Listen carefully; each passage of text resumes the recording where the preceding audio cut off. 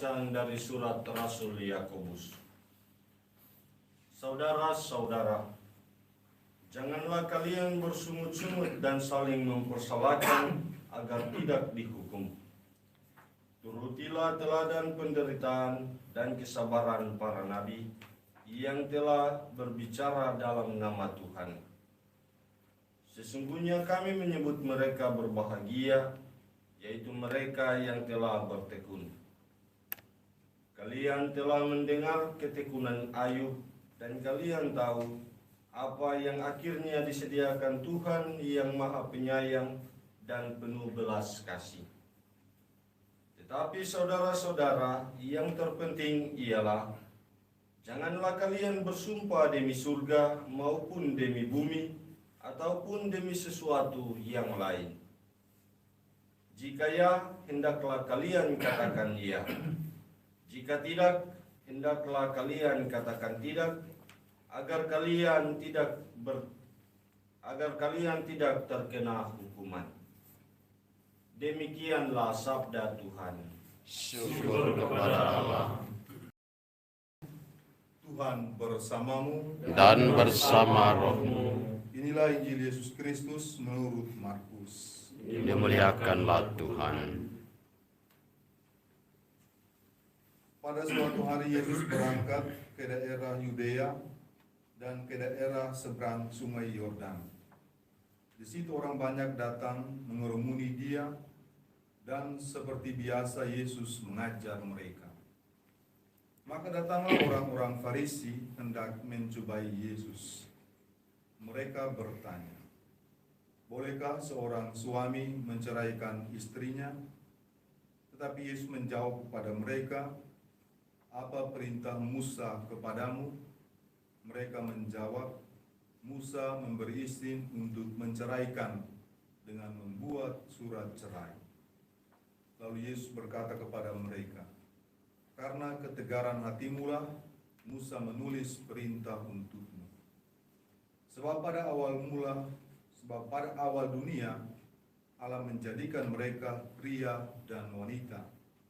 Karena itu pria meninggalkan ibu bapanya dan bersatu dengan istrinya. Keduanya lalu menjadi satu daging. Mereka bukan lagi dua, melainkan satu. Karena itu, apa yang dipersatukan Allah, janganlah diceraikan manusia."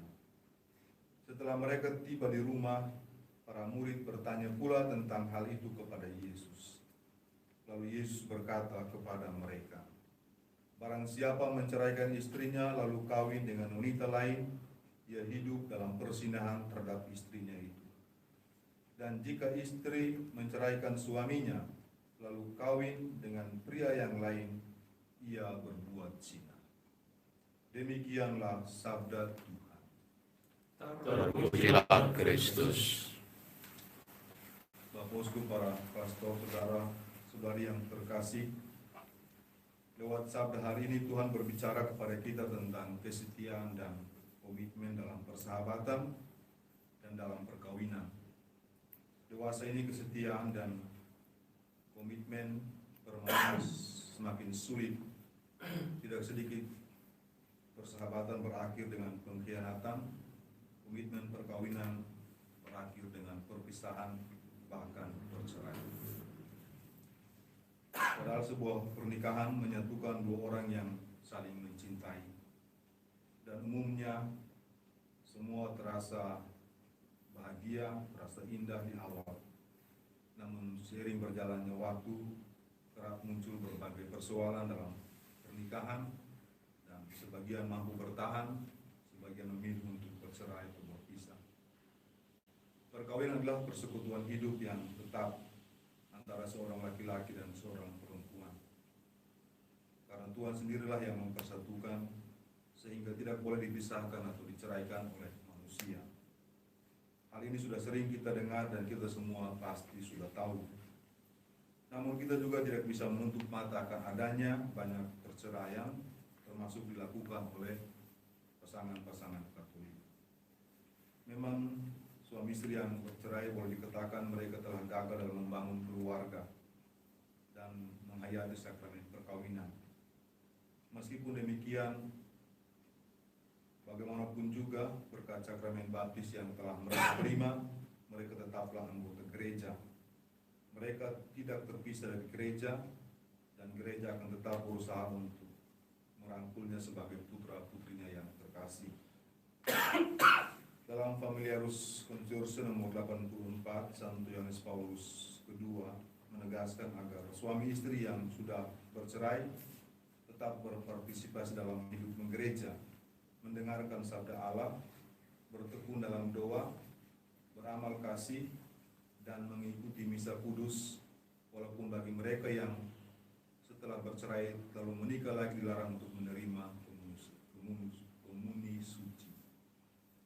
Paus Emeritus Benedictus ke-16 dalam Sacramentum Caritatis juga nomor 29 menegaskan bahwa orang-orang yang bercerai dan menikah lagi itu tetap menjadi anggota gereja.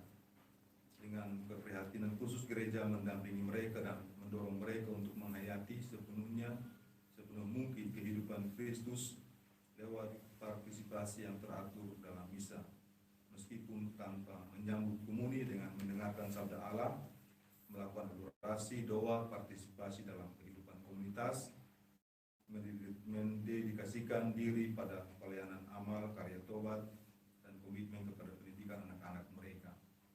Oleh karena itu kita semua dipanggil untuk merangkul mereka sebagai saudara-saudari seiman, sekaligus membantu mereka untuk tetap menghayati hidup sebagai orang Kristiani yang baik, yang tetap berpartisipasi aktif dalam kehidupan gereja bila kita berhadapan dengan keluarga-keluarga Katolik yang kemudian memilih untuk hidup berpisah atau bercerai.